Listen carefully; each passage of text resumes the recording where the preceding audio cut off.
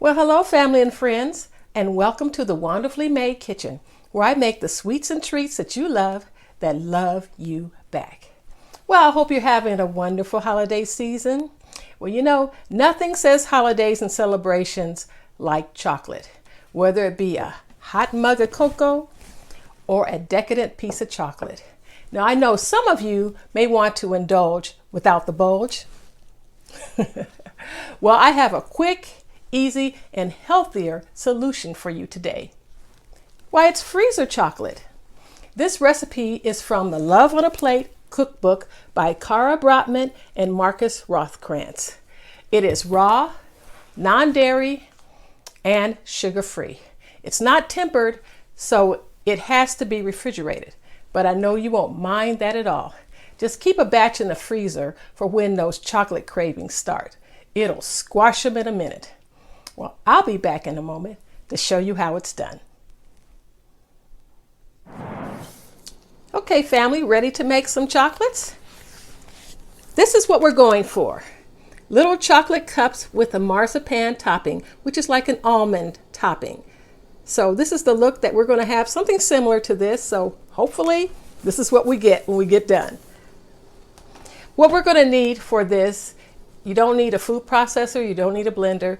You just need a bowl and a spoon and a mold to put your chocolates in. And of course, your freezer. Well, we're going to start off with 1 cup of cacao powder or cocoa powder, sifted to get rid of all the lumps. We're also going to need a 1/4 cup of carob powder. This is optional, but I believe this will help. This is what the recipe calls for, and it will help to cut some of the bitterness of the chocolate. Sometimes chocolate tends to be bitter, so adding the carob will help mellow out the chocolate. So if you don't have it, it's probably going to be okay without it. I haven't tried it without it, so I'm not sure, but you might want to add a little bit less sweetener if you forgo the carob powder. So I'm going to put that in here, stir it up a little bit, and they were both sifted to get rid of the lumps.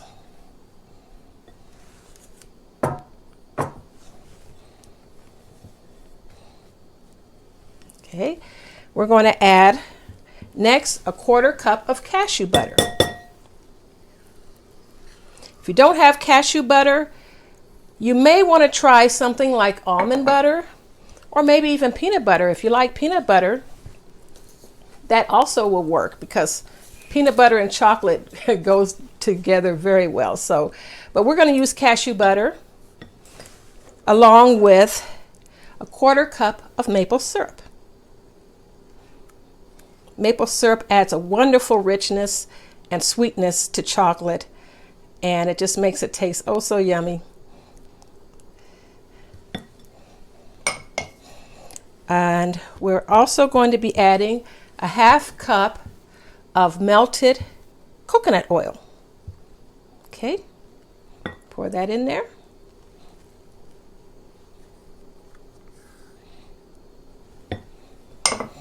And 1 teaspoon of vanilla.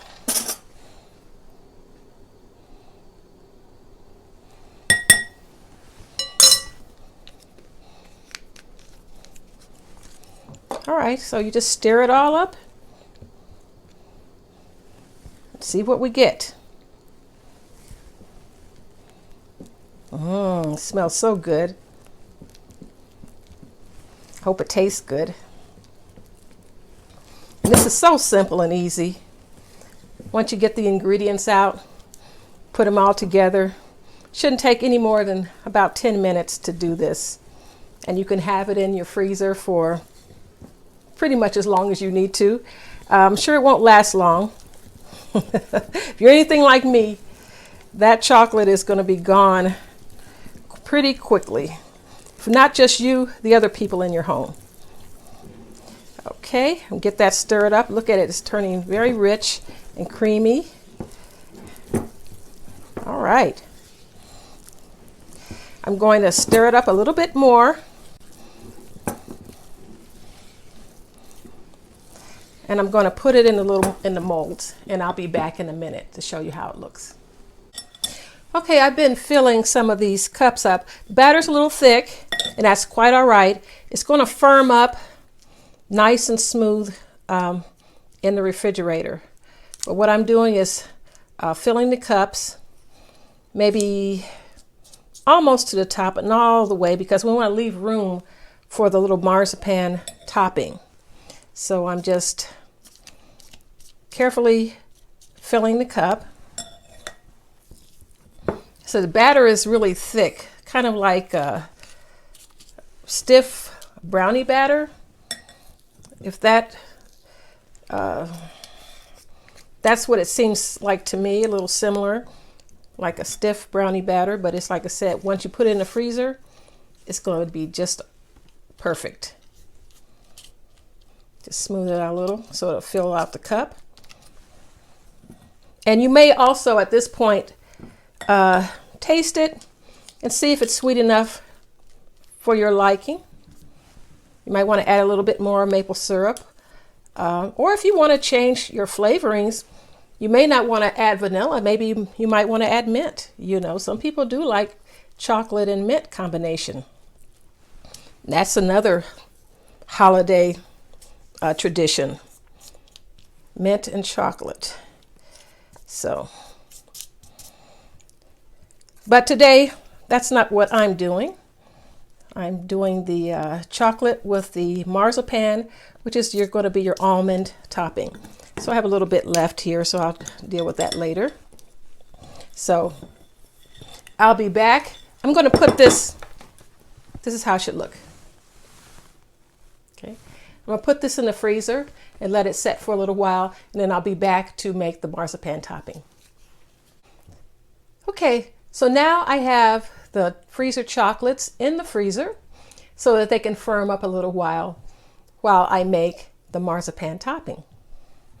For that, you're going to need 1.5 cups of almond meal. I'm using almond flour, which you can buy in your market, or if you don't have almond meal, you can just use almonds and grind it up in a coffee grinder until it turns into a flour-like consistency. So we have 1.5 cups of almond meal.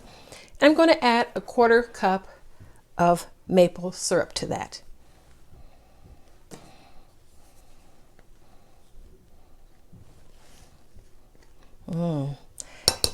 I think this is going to be really delicious. So you just stir it till it mix it up very nicely.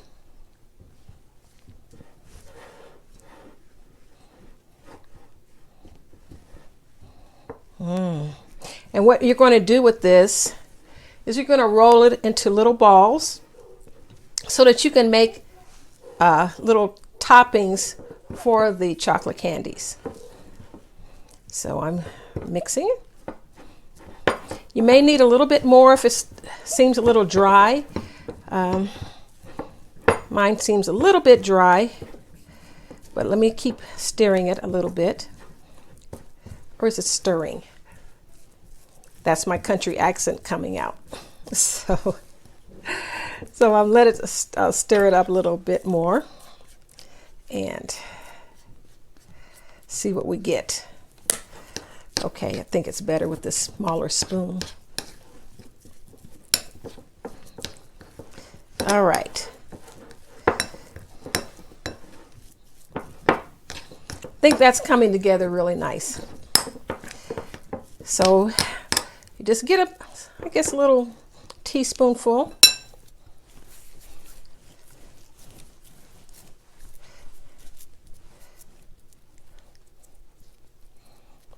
Maybe that's a little bit too much. And just roll it into a ball and flatten it so it'll go on top of the marzipan. The chocolate. Still seems a little dry for my taste. I may add a little bit, just a smidge more maple syrup. Just a smidge. I think that's a smidge. That's a smidge for you. Okay, that's coming together better. So you have to adjust it according to what you would use.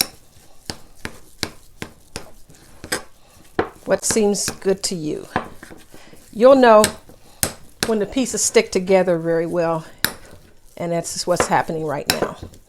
So just grab a little bit, roll it into a ball, and put it on a plate. Just a little bit, roll it, put it on a plate. You may want to taste it and see if it tastes all right to you. And if so, you got your perfect marzipan. I'll be back in a minute to show you how it looks. Okay, I've gotten the chocolates out of the freezer and they firmed up really nice and very quickly. Wasn't very long at all, maybe 10 minutes or so, maybe even less than that. So I have the little marzipan balls here, and I'm just going to put them on top and just kind of cover the top of the chocolates with them. So it looks like a little button on top. You could also do it another way where you put the ball inside of the chocolate, cover it, so you just bite into the chocolate and you'll have the almond in the middle. So that's another way you could do it. So many options with this recipe. Like I said, you can change the flavorings. You can change the nut butter. You may not want to use cashew butter. You may want to use almond butter. You may want to use peanut butter. It's all up to you. It's your chocolate, however you want to make it. Just customize it for yourself. So this is not your tempered chocolate that you can set out and let it sit out all day or give as a gift. I guess you could, but it'll have to stay in the refrigerator or the freezer because it will melt, because it's coconut oil, and coconut oil will melt at a certain temperature. So we don't want that. Okay, I think we've got them all covered. Put a little bit more on this one.